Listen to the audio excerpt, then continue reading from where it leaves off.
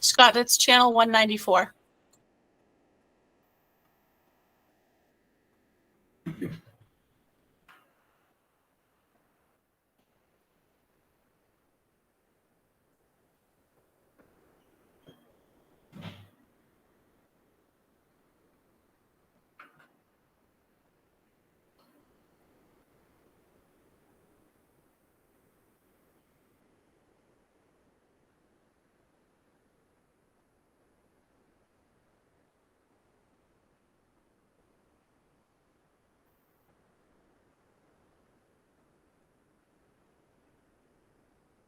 And it looks, if I'm counting right, like we have quorum. Is that correct?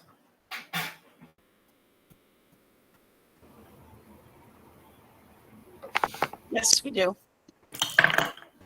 Excellent. Are we ready to start streaming? Should I call the meeting to order? Yes. Okay, great.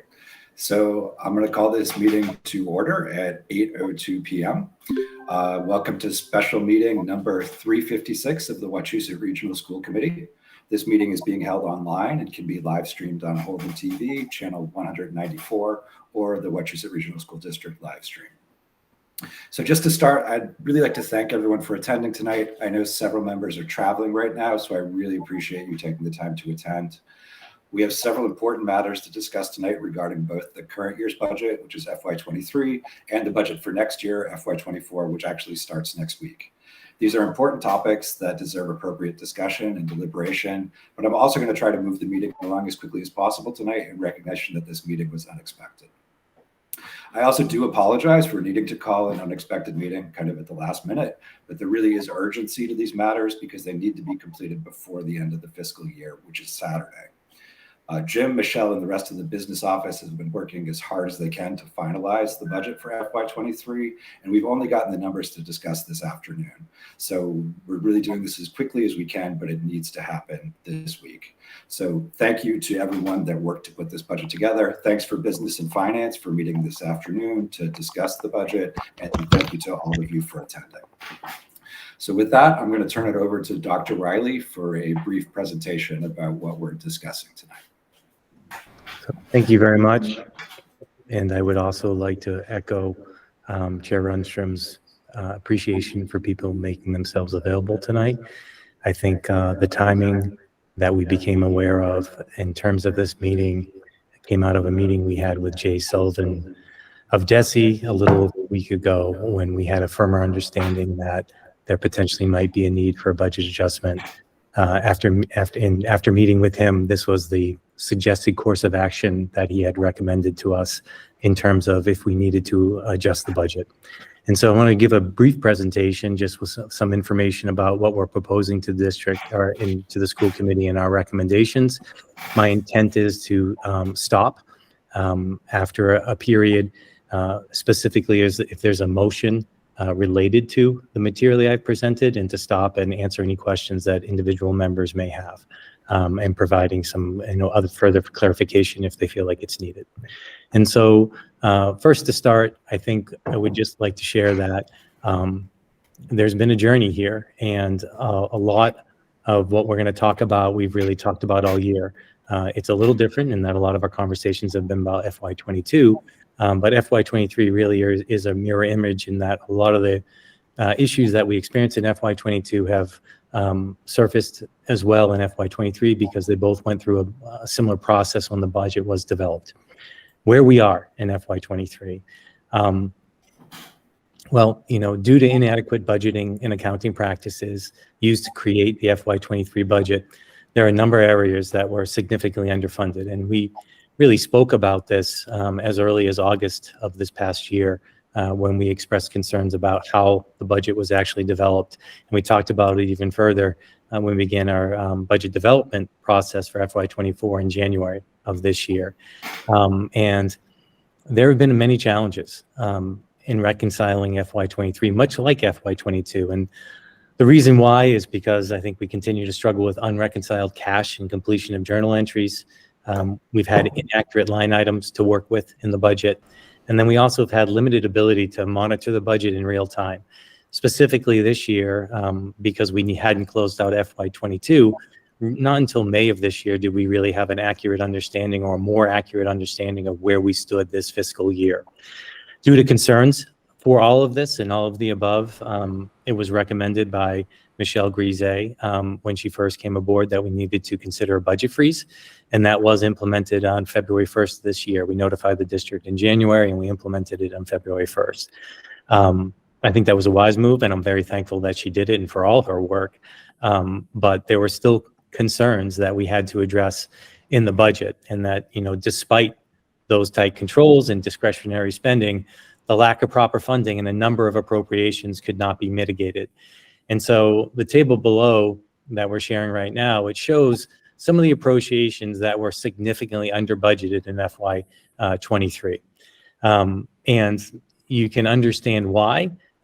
Really, all of these appropriations don't have really a discretionary component to them for the most part. The first is benefits and insurance. For whatever reason, when it was calculated for the FY23 budget last year, they didn't properly calculate what that amount was going to be. And in this fiscal year, it's cost the district $851,000 more than was appropriated for it. That's obviously not a cost we have control over, but it doesn't matter. We have to pay those bills. Operations and maintenance was overexpended by $580,000. We've talked significantly and repeatedly about our approach to facilities and the fact that our facilities line has not properly captured the true cost of maintaining our facilities, and that we're also inheriting years where maintenance wasn't done in our facilities. One of the things that Michelle identified this next fiscal year for our FY24 budget was an increase in our facilities budget. But this year, it was overexpended. And really, there are two reasons why. The first is primarily under utilities. And so our electrical and natural gas costs were more than what was budgeted. Electricity, especially, I think, was higher than people had forecasted. And the other is the building projects that needed to be completed. And so we had issues with our elevators and a number of other things in the buildings that had to be addressed at that moment in time. Things could not be deferred any longer. And because of that, we ended up expending money that wasn't otherwise planned for.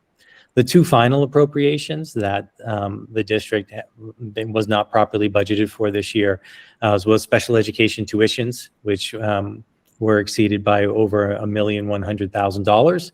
And then also transportation. And transportation is the assessment item, but it really is special education out of district transportation. Both those items as well, look, they're garnered by our obligation to provide services to students as they need them.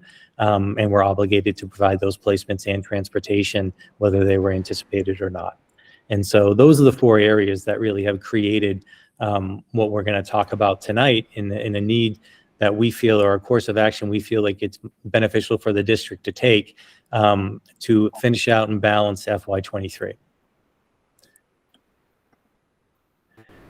And so every year, it would be expected that the district use grant funds and possibly some money from a revolving account to mitigate some of their expenses. And we did this year as well.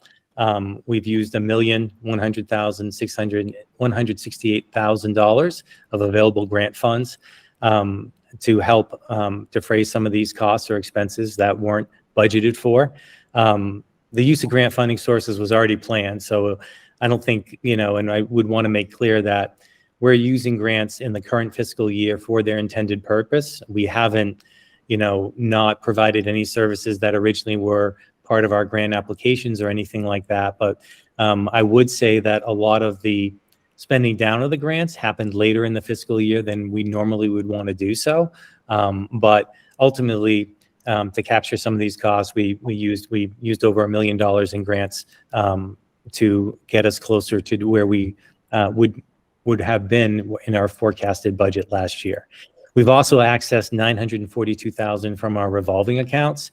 That's a healthy amount to be taking from your revolving accounts, but what I would say to the committee is that our revolving accounts we would still maintain even using that $942,000, we would still have a remaining balance of about $1,100,000 in those accounts.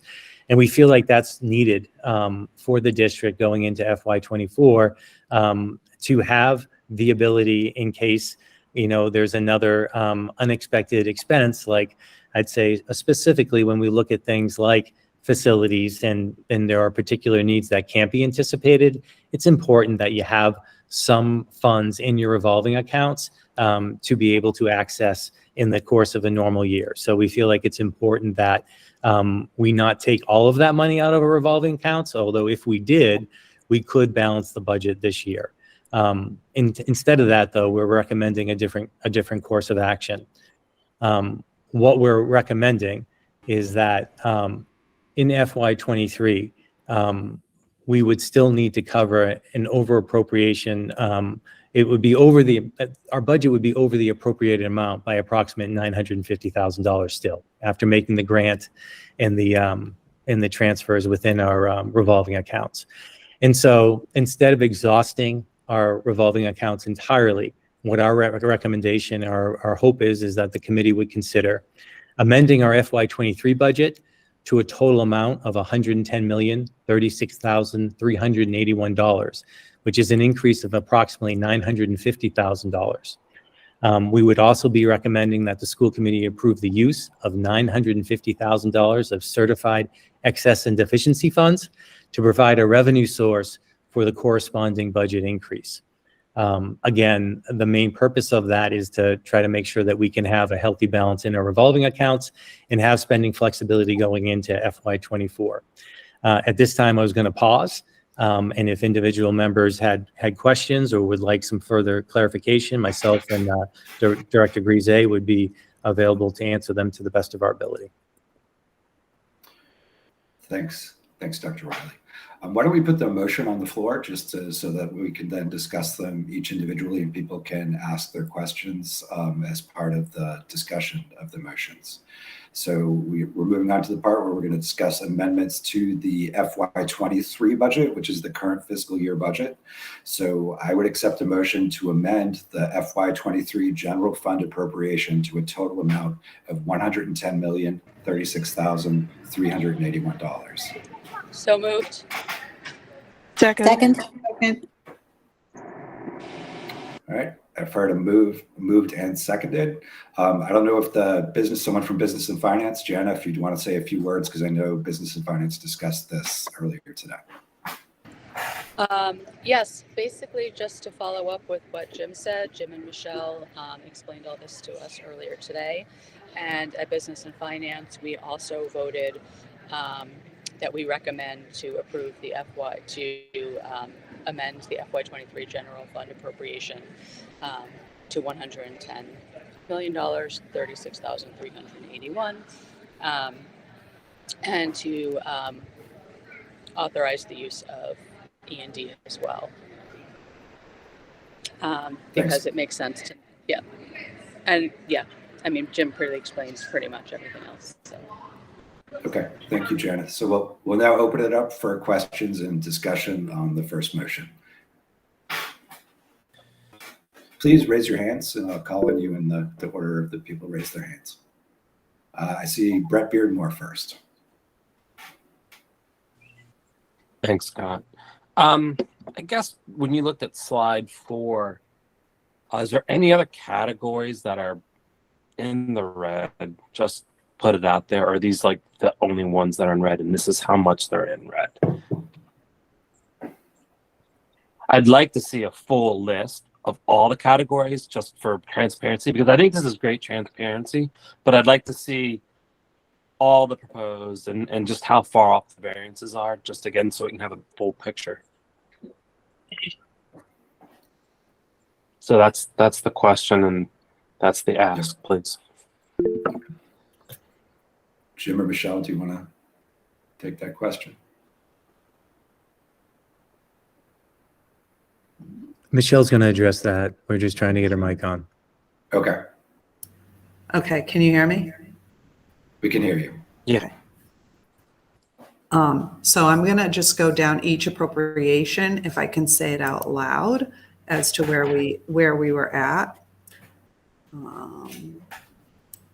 So in salaries and stipends, we were actually under by 378,000. Benefits and insurance were where we were over. Instructional support, we had 94,000 remaining, so we were, I don't want to say under there.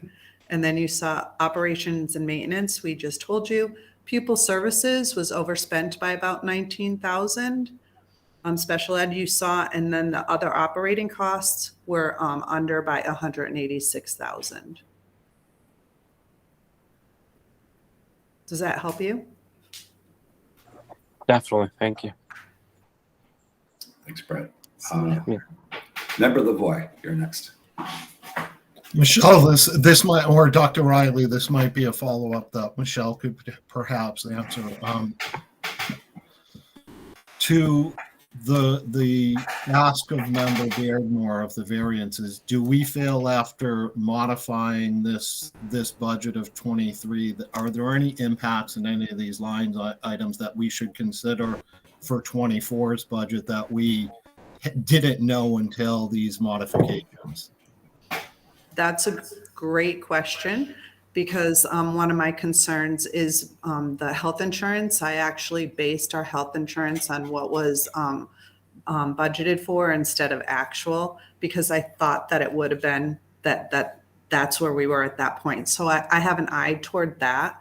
Other than that, I think what my plan is that we're going to start right when FY24 starts and keep an eye, because I did base it on actual expenses to be able to watch like out of the gate and handle things month to month and reappropriate as we should, at least probably on a quarterly basis. So that is my one concern. I appreciate that. And that's the reason why I'm asking. I get the position we're in this year of picking up those pieces, but if any adjustments need to be made going forward, it would be appreciated to do it earlier rather than later. But I get why we are in the position we're in right now. Mm-hmm.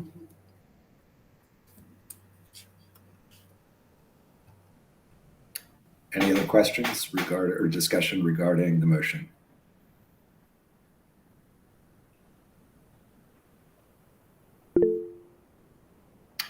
Member Kirschenbaum. Thank you. Excuse me. Thank you. So I understand that we're taking these motions one at a time, right? The first motion, the motion on the table right now, is to make the adjustment to the budget for last year. The next motion that will be up for consideration will be how to fund that, right? So I'm concerned about passing one and not the other. So my question is, if this one passes but not the other, the option is to take from the revolving accounts and basically deplete that to cover that cost. So either way, we have this increase covered in some way.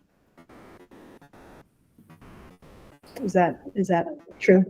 Yeah, my understanding is if we, I can't remember which one you said for us first, so I can't say form or ladder.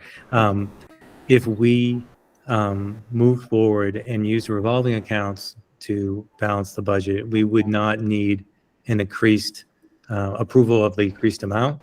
The budget could remain at its current level. And so, but you're absolutely right. One, the increased budget appropriation has to go hand in hand also with the excess and deficiency. They're separate motions, but if the excess and deficiency doesn't pass, we don't have another revenue source to use. And so effectively, we'd be forced to use the revolving account balances. Thank you.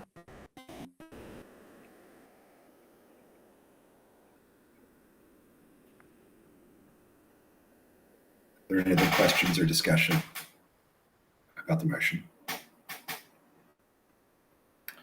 All right, seeing none, I will move for a roll call vote on the motion to amend the FY23 general fund appropriation. Member Woodland, Randy, Woodland, yes. Member Winters, Yes. Member Valentine, Yes. Member Salmon Garrett, Sammy Garrett, yes. Member Poole, Poole, yes. Member Lorway, Lorway, yes. Member Longbeliel, Longbeliel, yes. Member Lavoy, Lavoy, yes. Member Kirschenbaum, Kirschenbaum, yes. Member Gustafson, Gustafson, yes. Member Gavarden, Pardon, yes. Member Dubois, Dubois, yes. Member Brennan, Brennan, yes. Member Beardmore, Beardmore, yes. and Chair Runstrom. The chair votes yes. The motion passes unanimously. Thank you very much. That required a 2/3 vote, so it was good that we were unanimous. All right, so I would now moving on to the second part, actually funding the budget. I would accept a motion to authorize the use of $950,000 of certified excess and deficiency funds from the excess and deficiency account as a funding source for the Wachusett Regional School District FY23 budget. So moved. So moved. I Second. heard Jana and Dana, I think, is the two people I heard. Okay, is there any discussion on the motion to use the excess and deficiency funds? Member Lavoy. It's just a question, and I don't know who's best to answer it, but could we get an idea of how we arrived at the 950 number and what other numbers were considered, or how that number came to play here? I think, and I can start on this, is we gave a couple of different considerations. One was the amount we were hoping to remain in our revolving accounts, and looking historically about, what would be a number that would allow us some flexibility moving forward, and that feeling like there was enough of a safety net there that if we entered into crisis, and I think Michelle spoke to it well, and you had asked the question about how are we going to try to make sure we don't have to be acting this late in the season. And we do feel like if we're able to track and the budget's properly loaded, we can be watching this on month-to-month basis and make those real-time decisions when they should be made. But still feeling like if we could have close to $1 million in the revolvings, that would serve the district well. I think one of the things we look at is, our budget's, $116 million. And if you go over by 1%, that's $1.1 million. And so you really do, and that can happen. I don't think any of us are saying that we find this acceptable, but we also understand that in a particular year, one of these things can happen. Hopefully not all four, but one of them can. You need to have some capacity to do that. The other thing we were trying to do is try to make sure we would have some reserves in excess and deficiency moving forward. And, by our calculations, our estimate, because we do still have some additional revenues this year, which we can access, but would be part of excess and deficiency certification next year, we believe, that we could still potentially end up with about $750,000 in excess and deficiency next year. And that would also, again, give us some of that flexibility we're hoping for. Our excess and deficiency could be up to 5% of our total budget. That's where we're allowed to add up to, and before we would have to return the money automatically to the towns. And so we're not even close to that at this point, and we do need to start to try to build that back up. And so those were two factors.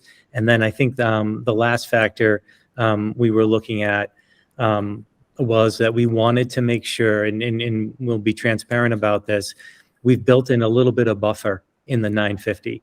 And the reason why is because we're still closing out FY23. And so, we just want to make sure there isn't any surprises. And I don't think we have a big buffer. I think we're talking about maybe $100,000. And then what that would do is then be going back to excess and deficiency anyways. But what we don't want to do is undershoot this budget adjustment and then find ourselves in a position. I mean, we could still use the revolving accounts, but we are trying to maintain that healthy balance of having some in excess deficiency, having some in revolving, but also, spending it down as appropriate because that's what those funds are there for in an emergency like this. I appreciate that. The one thing I would say, and again, it's just forward looking, is anticipating if there's excess and deficiency in years to come, perhaps I know the 5% rule, but when we look at towns that are looking at overrides, perhaps looking at an opportunity to return funds. But again, I just want to kind of set that I don't want this to be a precedent that every time we have E&D, we're always looking to fund a budget. But I understand that in this case, we've had to increase the budget amount due to poor oversight of a prior administration. Understood. Just want to add some clarification because I think Jim said this, but I just want to stress it. The buffer that's built into that is money that will just go back into excess and deficiency next year. So it's just allowing us the opportunity to spend it if needed, but more than likely, if it is a buffer, it'll roll right back into excess and deficiency next year, the same as it would have if we hadn't voted to spend it right now. So it's basically just a buffer that we probably won't spend that will end up the same place as it would have if we weren't moving it. So it's not a buffer like we're wasting money. It's just, it's a contingency. Okay, I think I saw Member Kirschenbaum next. Am I off mute? No. Yes, I can hear you, Laura. You can hear me? Okay. Yes. So I understand the 5%, the 5% rule, if you will, right? The mandate that if you have your 5% of your budget in excess and deficiencies, anything in surplus is automatically given back to the towns. According to our policy on budgeting excess and deficiencies, we also have a recommendation that the school committee recommends the balance of E&D not get below 1% of its proposed budget. So how close are we when we approve this change or this withdrawal from excess and deficiencies in getting to that that minimum recommendation of 1%? Because that's a pretty scary thing, not knowing what, this is essentially the rainy day fund, right? So I'm just wondering how close we are to that 1%.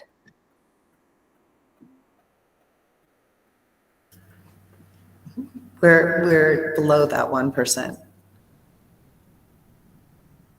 Because currently our excess and deficiency is certified at 1.49 million or that nature. So we would be below that. So Just to add on top of that, what I'd share is though, we know, or we're highly confident that we do have a revenue source in mostly Medicaid, I believe, Michelle, right? That is around 450 or what that? And so we have a high level of confidence that will be added, 350, sorry, that will be added to what's remaining in excess and deficiency. And we can't access excess and deficiency after the 30th anyways. And so that money doesn't become live again until it's actually certified. But we feel like we have high level of confidence you're going to add 350 to whatever is remaining.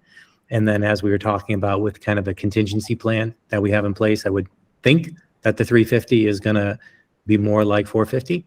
And I know these aren't guarantees, and I'm not trying to say certainties, but I'm just trying to share some of our thought process through this.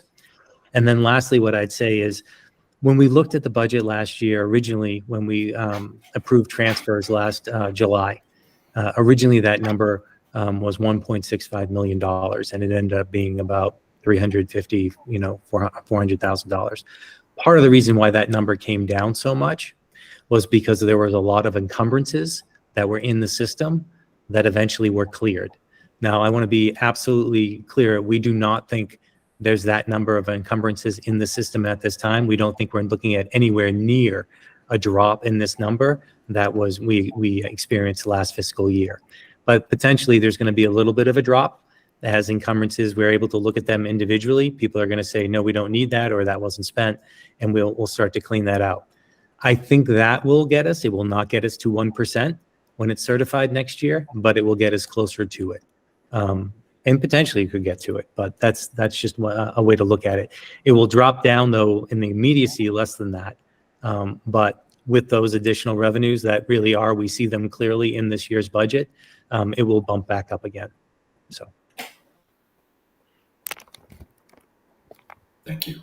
I see Member Valentine next. Hi, everyone. I just was wondering, in the interest of transparency, are you going to be communicating these changes to the various town administrators? Absolutely. And so I shared some of this information. We had a town manager meeting earlier this week, and I shared that information with the town managers that we were going to be moving forward with this meeting, that there was going to be a request to amend the budget, and that we were going to be looking to access excess and deficiency, so they know that. Barry Sklar, who helped put together the presentation, is also putting together a sheet that we'll make available to the towns and to members in terms of what the approved changes involve. There's also some motions later on, potentially to look at FY24 assessments as well. And that information will be put forward as well, depending on whether or not it was approved by the committee. Okay, great. Thank you so much.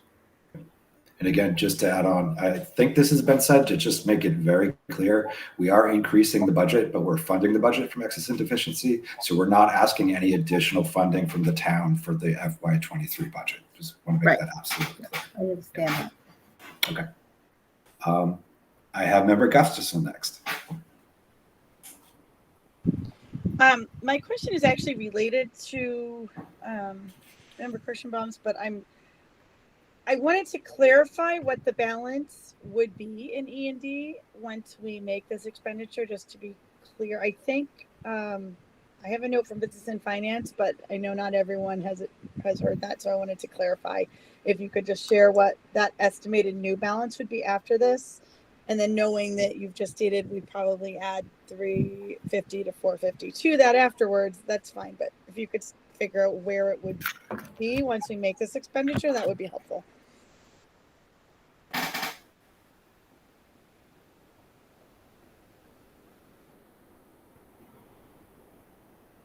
I see Michelle doing math, so we'll give her a second to calculate.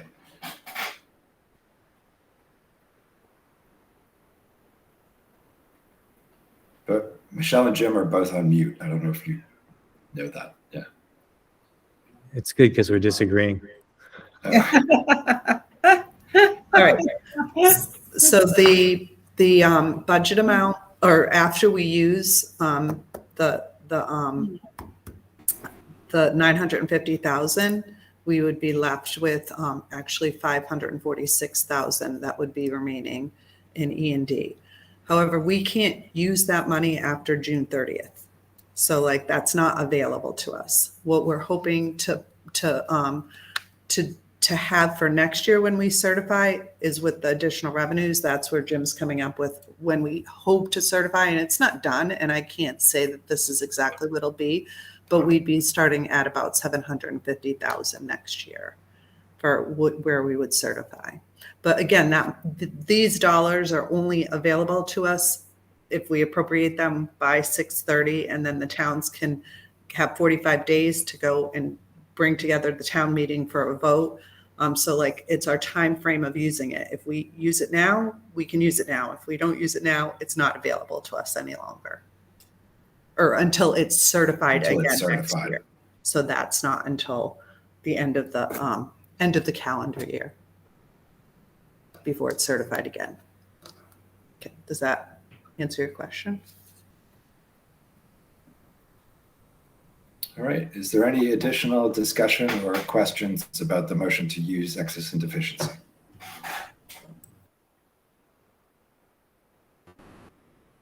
Seeing no more discussion, we will move to a roll call vote. Randy, can you please call the roll? Member Woodland, Woodland, yes. Member Winters, Member Valentine, Valentine, yes. Member Salmon, Winters, yes, I couldn't unmute in time. Member Salmon Garrett, Salmon Garrett, yes. Member Poole, Poole, yes. Member Lorway, Lorway, yes. Member Longbeliel, Longbeliel, yes.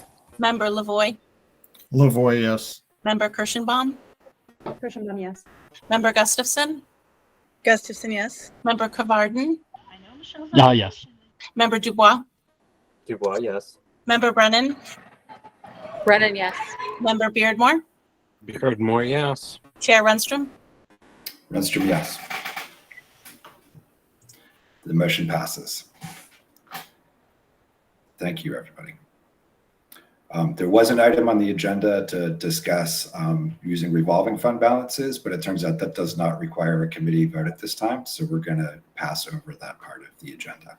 So I'm moving on to the next part of the agenda, which is amendments to the FY24 budget, which is the budget for the fiscal year that starts on Saturday or Sunday this weekend. So it starts in July. So I'm going to turn it back over to Dr. Riley. He has a brief presentation on this item.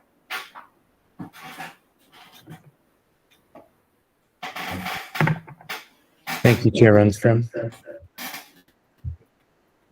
So much like we had made a few recommendations in terms of FY23, we'd also like to propose to the committee that we consider an additional recommendation. This would also involve using a portion of E&D, and would effectively adjust the town assessments for FY24.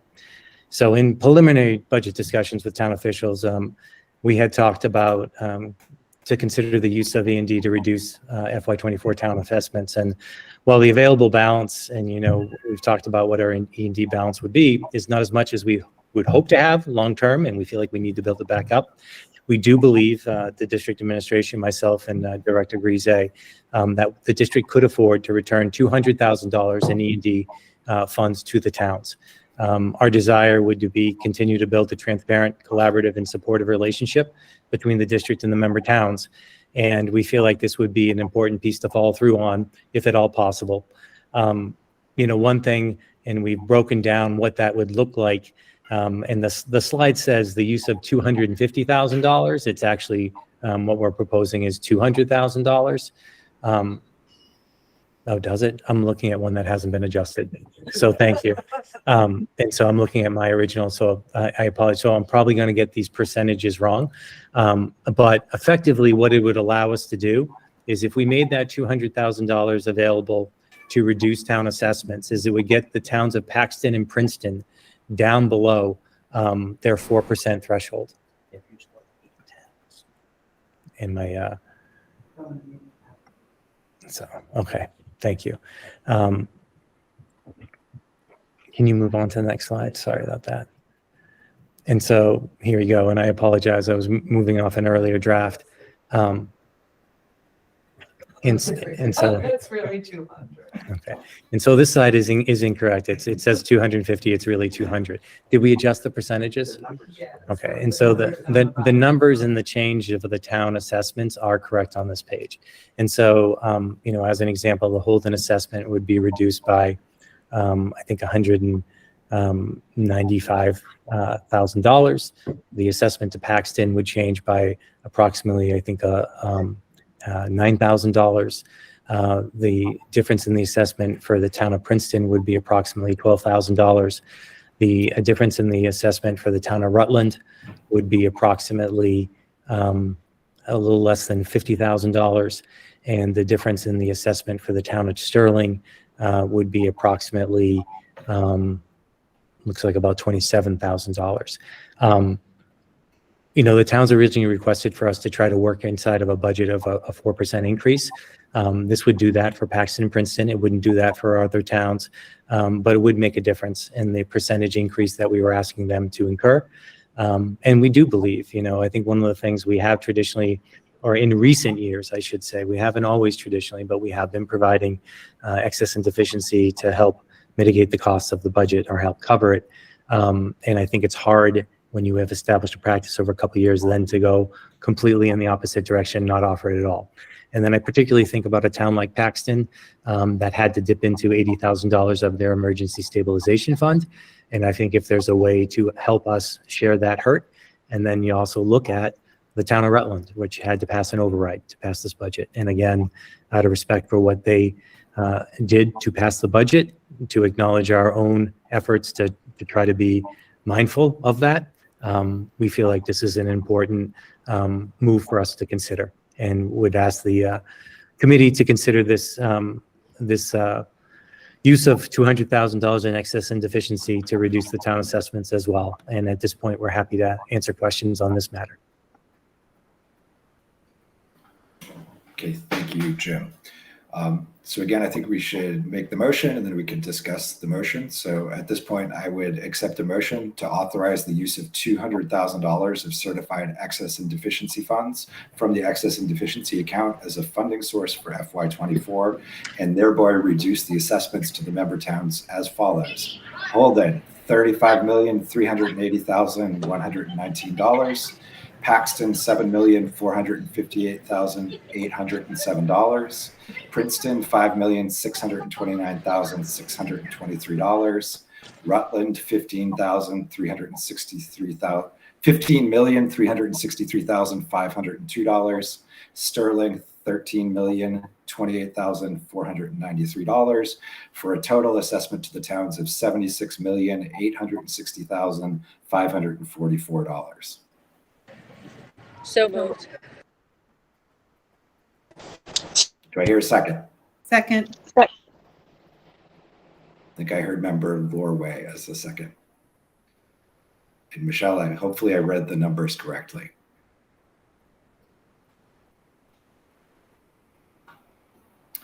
Is there any discussion on using the excess and deficiency funds to reduce the town assessments for the FY24 budget?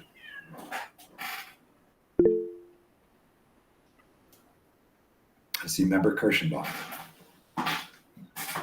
Thank you. So I just want to go back to the discussion that we had in the previous motion regarding the numbers that came out from, I believe it was Malia's a question. As I understand it, the new balance after the previous approval of expenditure brings us down to $546,000 with a potential increase to 350,000 with additional revenues. So the projected number would be up to potentially $750,000. By now expending 200,000, we are now bringing that back down to $550,000. Am I understanding that correctly? The projection? Yeah. So I guess I just wanted to make sure that I was following the numbers correctly with how that's going to potentially impact our future excess and deficiencies. Thank you.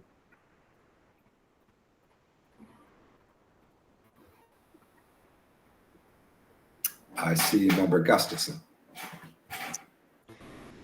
Yes, so I was going to raise that similar question, but I also will raise a question. I will say I'm very torn on this because I just am. That's just where I am. Sometimes we have to make hard decisions. So I will say I'm very torn on this, and I was earlier today as well. I understand that some of our towns are in a difficult situation. And I understand the desire to give for them to ask for funds back and for us to give them funds back as a good partner. I also know that they have asked us time and time again, particularly this year in light of the past couple of years, to make sure we are being more fiscally responsible as a district. And that many of them are working very hard to build their own cash excess cash funds so that they have them if they need them. It concerns me, to be honest, knowing that our state budget is not known at this point and will not probably be until July. That's just how they work, end of July if we're lucky. So we don't know some of the specifics. It hopefully won't vary much, but we ultimately don't know the final numbers of that. We don't know what will happen with our transportation reimbursement based on that, or the special ed transportation reimbursement. There are a lot of unknowns. We know we have a lot of maintenance issues. If more maintenance issues come up this year, if any of them are major, how will we handle that? We know we have, I am concerned. So I will put that out there. I really don't know in this moment how I will vote on this, because I understand the desire to give funds back and be a good partner. I do, but I also have in the back of my head the years that they have asked us to be fiscally responsible, and that is our duty. And I am very concerned when I hear that our E&D, after these two combined motions, even with the amount we would add after from fiscal 23 back in, would be $750,000 ish for a district our size with a budget that's, quite large, and 13 buildings that are aging. And, we don't know if there is a catastrophe or a major something that comes up that's beyond our control. That's very thin margin. And I'm really concerned about that number. So I will see how the rest of the conversation goes, but that is just my input. Thank you.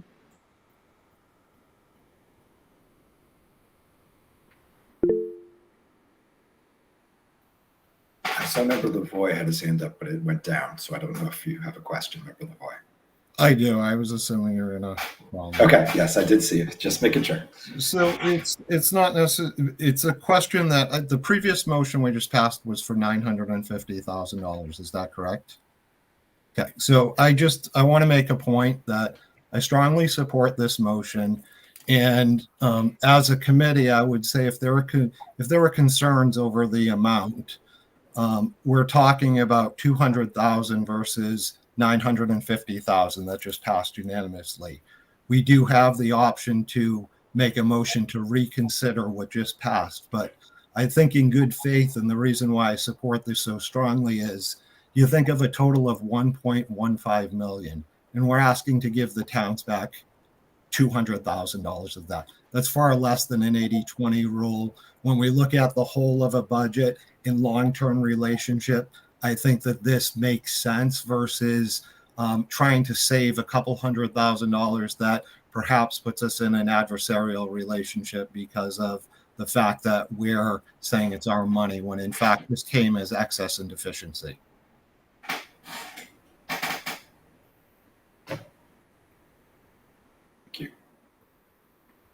I think I should speak as a Representative Paxton because I'm the only member of Paxton on here. Paxton did use $80,000 of their stabilization fund to fund the Wachusett budget this year.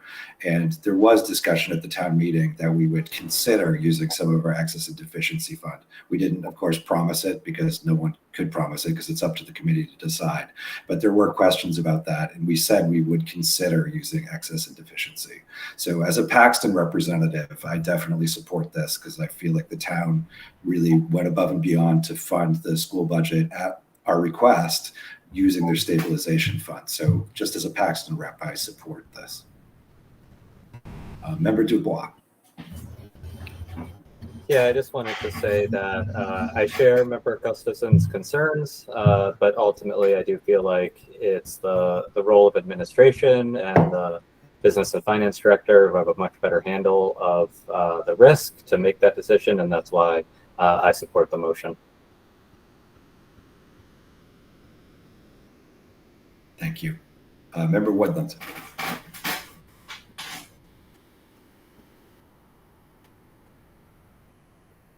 Linda, you're on mute if you're talking. I can't hear you. I see that now.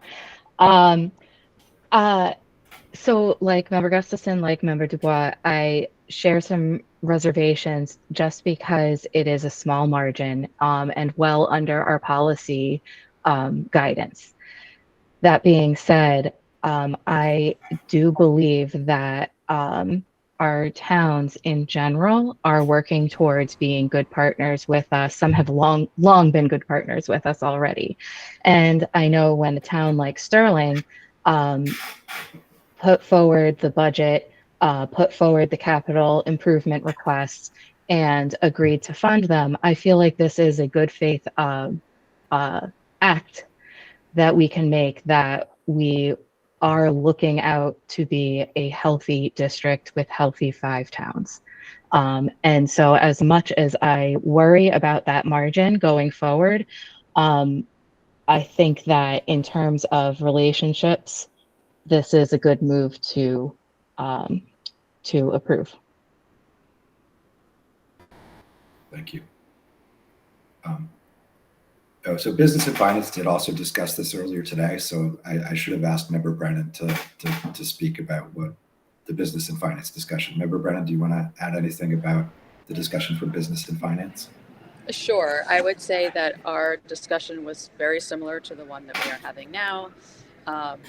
There was a lot of discussion about, you know, our E&D being so small, but also working with the towns in good faith. And so we did take a vote of recommendation, and as a subcommittee, we did recommend to pass this motion. It was not a unanimous vote, but we did recommend this motion,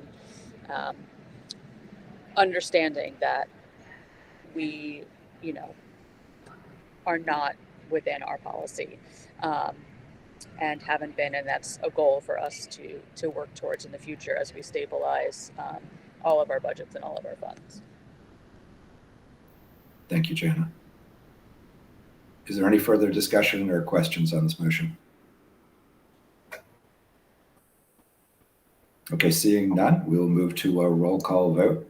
Randy, would you please call the roll? Member Woodland, Woodland, yes. Member Winters, Yes. Member Valentine, Valentine, yes. Member Salmon Garrett, Salmon Garrett, yes. Member Poole, Poole, yes. Member Lorway, Lorway, yes.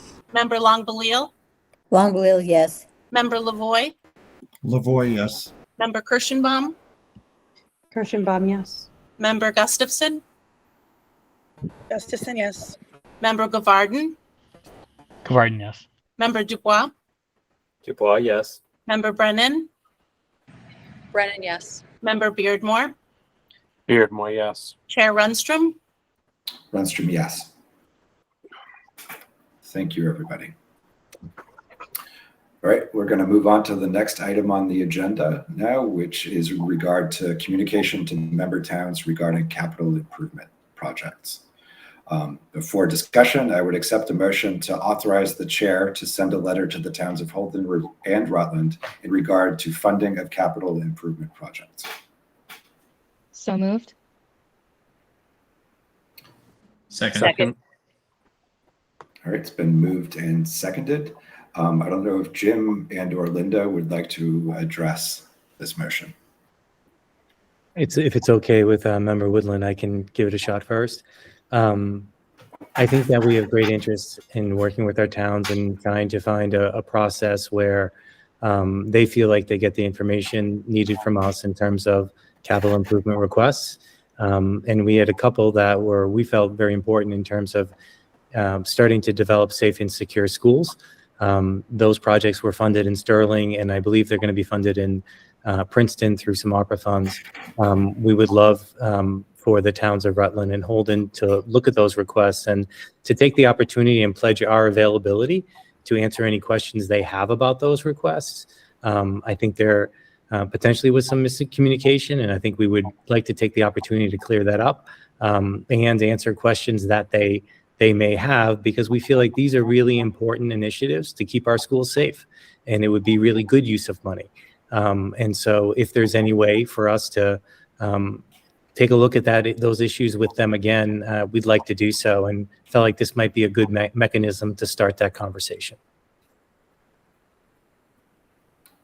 Member Woodland, would you like to add anything? Sure. So as I hope the returning members of this committee may recall from last year, we had embarked on building tours of all of our buildings. We updated our 10-year CIP again, and we as a body recommended these projects to the towns. After that passed, there were individualized and customized quotes for each of the buildings that were due for security updates, and these were provided to the towns. And I think that everything was done according to the books, basically. And so I feel like when we have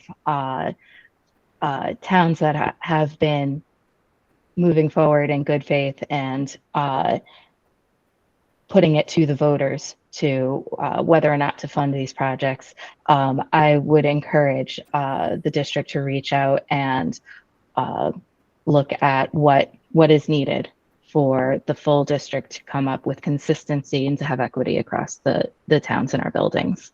And so that's where I would recommend this letter. Thank you. Any questions or discussion?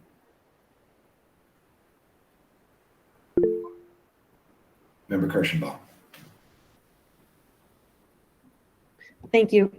So just for clarification, for our community that's out there listening tonight and trying to put the pieces together.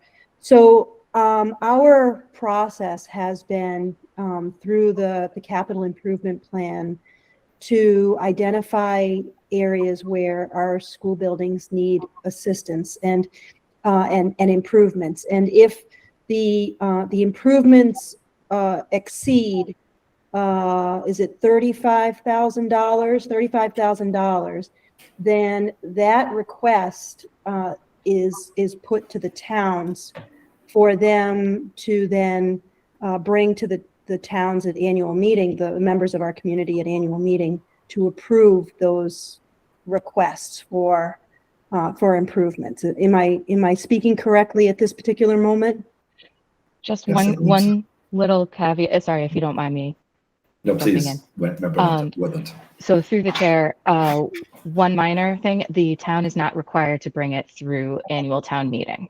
But yes, if it's above 35, then it would be a capital request to the towns, and then they would consider it through whatever avenue that they decide.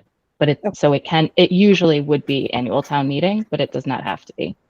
And so my follow-up question to that is that this request that we are approving is to recommend that Holden and Rutland,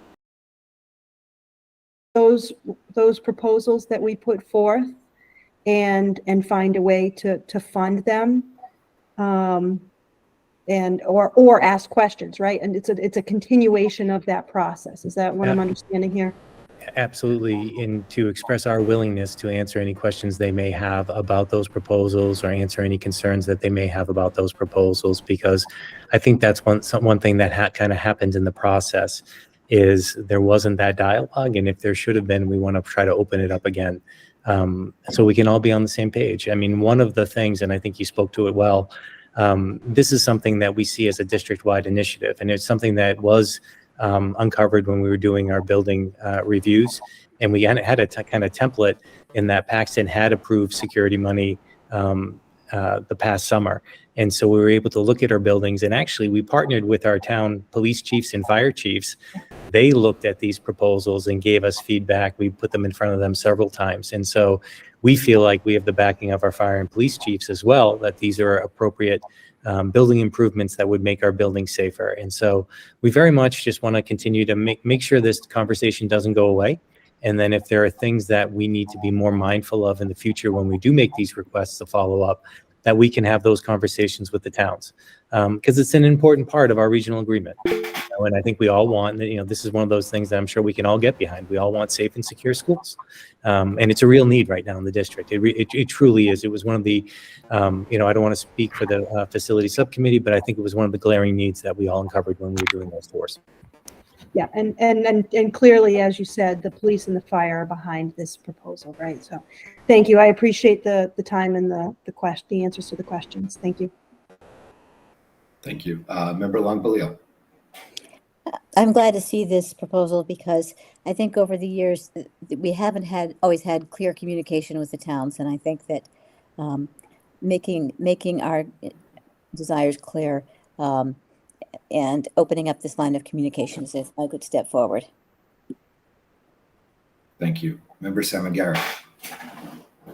Yeah, I mean, I think one of two things. I think that it is a glaring need of safety and security. I mean, we're talking about security cameras on our schools, and the fact that in this day and age we don't have those completely at all of our schools is pretty disturbing. We need to know what's going on on the properties of our schools for the safety of our staff and students and the community members that use those facilities after hours.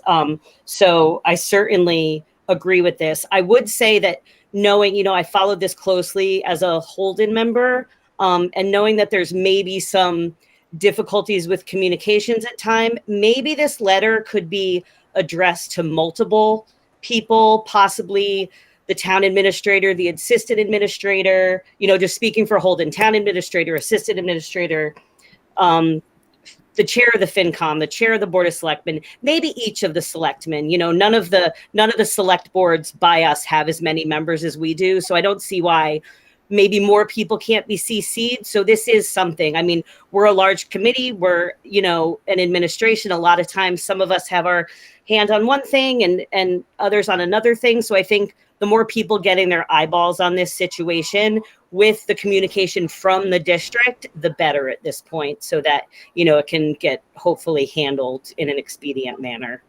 Thank you. Thanks. Member Gustafson. Yep. Thank you, Lauren. You just said some of what I was going to say. And the second thing I was going to say, which Lauren touched on a little bit, but I'd love to confirm.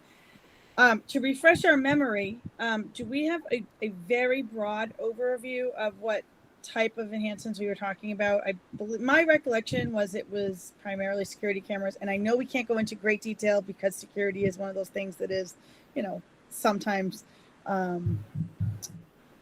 confidential, obviously. But is there a general overview? Because we do have new members of the committee who may not have been here when we did these approvals, just so the community knows what kinds of things we're talking about. I think the other thing we were looking at is to look at entryways, and so make them electronic or fob based. And so you're less reliant on keys, and the potential for keys to be shared or over time lose control of who had keys, who didn't. I think the nice thing about a fob system as well is that it's instantaneous. So if you need to remove access to somebody, you could. I think one of the nice things about the proposed camera system I'd share with everyone is that, especially if we could do it and we could have a universal vendor, and that's one of the reasons why there's a timeliness component to this, is these projects have been funded in Sterling. And I know they're anxious to get going. What we would love is to be able to use a common vendor, or to put out, let me put it this way, to put out a district-wide request and potentially handle it that way. Because if we could use a similar system that would allow our police departments in all 5 communities to have a similar operational system that they're using, the quotes that we had gotten thus far would allow the police and fire to have real-time ability to view what was happening in our schools, which would be wonderful in the event of emergency. And then it would also help remove the fact that, I think the future, and really the future is what should have been happening a decade ago, is we shouldn't be relying on keys to secure our buildings from the outside. We're better off having fob systems. And I defer, and I think one of the members had mentioned this earlier, and I apologize, I think it was Member Kirschenbaum. Look, this was vetted by our police chiefs and fire chiefs. And we were asked them, and we acknowledged to them that, hey, we're not security experts. And it was one of the focuses that Director Kroll, or excuse me, Deputy Superintendent Kroll, made as an emphasis when we had those monthly meetings with those security professionals. Like, please let us know, and let us know if we're going down the wrong pathway, because we acknowledge this isn't an area of our expertise, and that's why we brought them into this, and that's why we think it's so important that we hear their voices. And we respond when we take an important step to making our schools, have a baseline level of security regardless of the community you live in, right? Build the ability for our police forces, fire forces support each other. And so it's really important that they have an understanding of similar operational systems and can have access to the schools. And so it just makes sense on so many different levels. And we just don't want this conversation to go away, because we think it's a really important thing for us to consider. Thanks, Jim. Member Longbelief. I just wanted to second Member Salmon Garrett's remarks about communicating with members of both the finance and the select board, so that everyone is aware, and then and it opens up the lines of communications even further. Thanks, Linda. Member Kirschenbaum. Thank you, and thanks for coming back to me, because I just want to reiterate a point that I heard just a minute ago, and I want to make sure that our listeners out there and viewers out there hear this. There appears to be 3 of the 5 towns that have already approved moving forward with security plans. And there are 2 towns that are not yet on board with that security plan. So my understanding is that that if there is a delay in that implementation of a district-wide security program, that it's possible, if we're using different vendors, they're using different equipment, that all 5 towns may not be on the same operating system for cameras and communication and things like that. So the timeliness of having a single vendor with the same going in and working on the schools all at once means that there's some unity and parity among all the district buildings, so that any one of the 5 towns emergency personnel can respond and they have the same information at the same time, and there's no miscommunication among different operating systems, if you will. And so I think that's what I heard, that's what I'm understanding, and I just want our towns to understand the time sensitivity of moving forward, that it makes sense when all 5 towns are operating as one district in this regard. Thanks, Laura. Member Woodland. I just neglected to mention that the facility subcommittee had met last night and discussed this item, and the consensus was that this letter would be a good idea to move forward with. So that has the backing of the facility subcommittee as well. Thank you. Any further discussion on this item?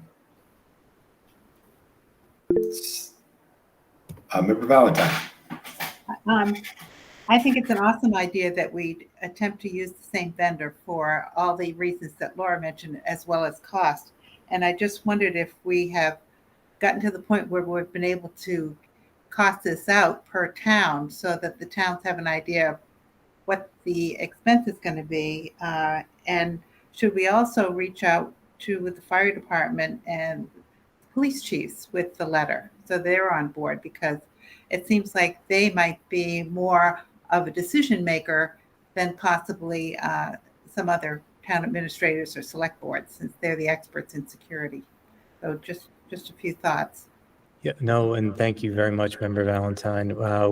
We would be very happy to share the letter with the police and fire and to let them know next steps, because I think they have been important partners in this whole process.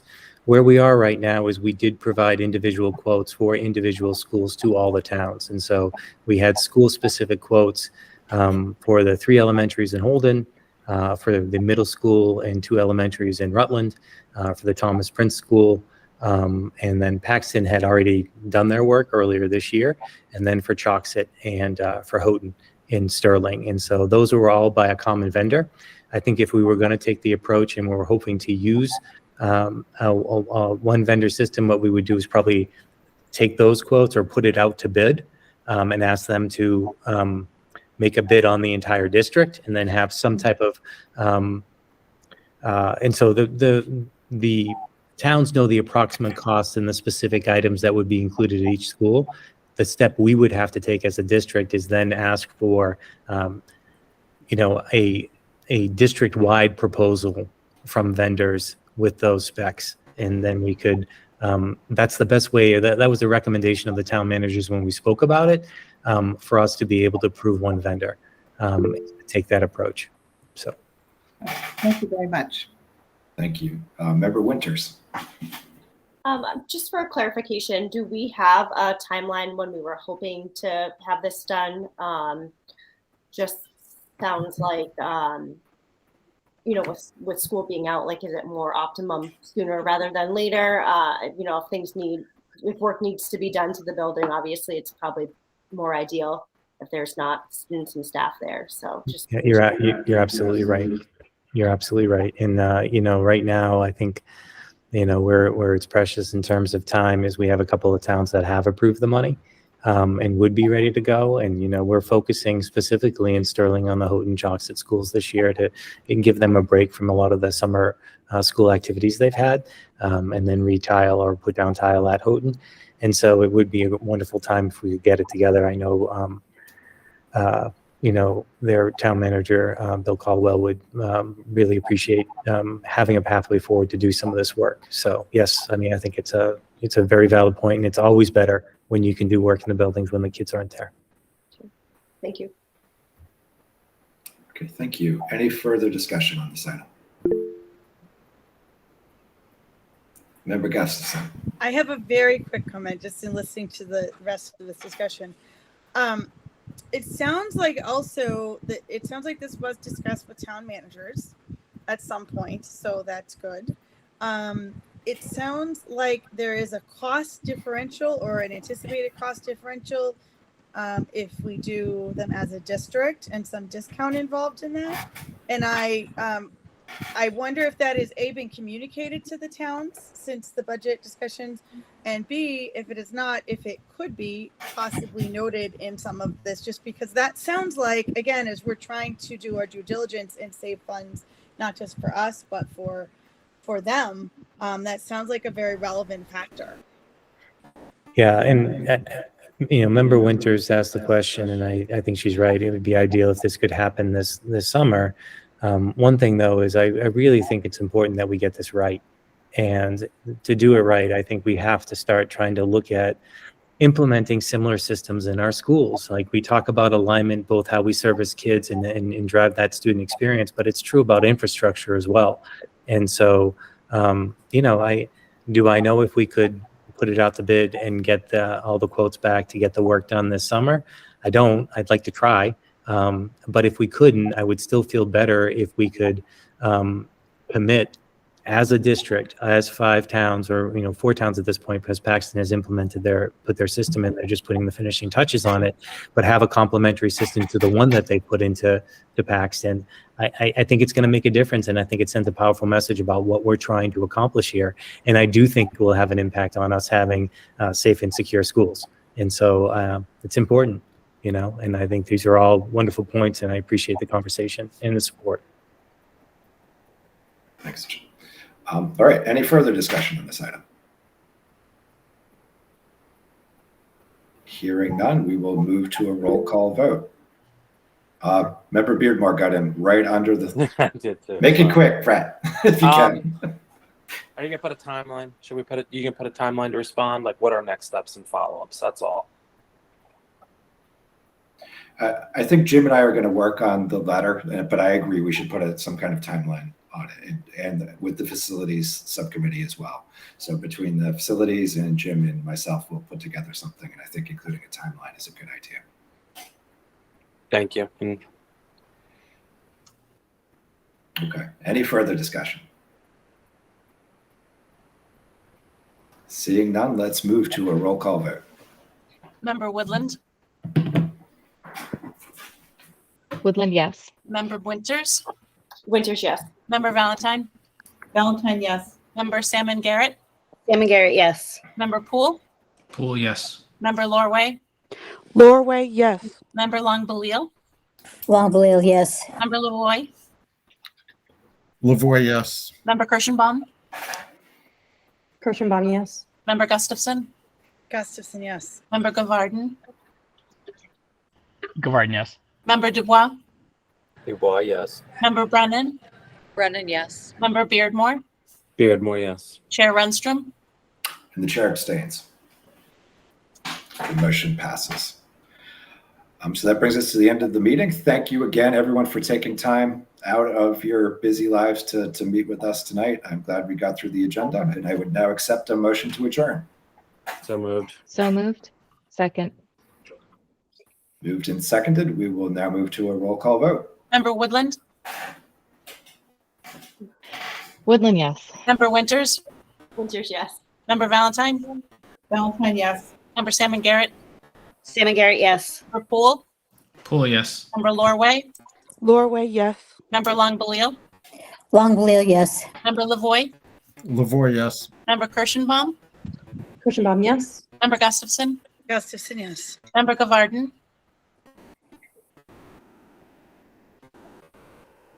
Member Dubois, Dubois. yes. Yep.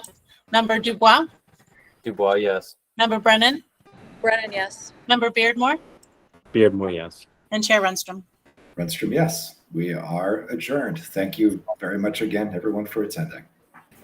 Thank you, Thank you. everyone. you. Good night. Thank you. Good night. Good night.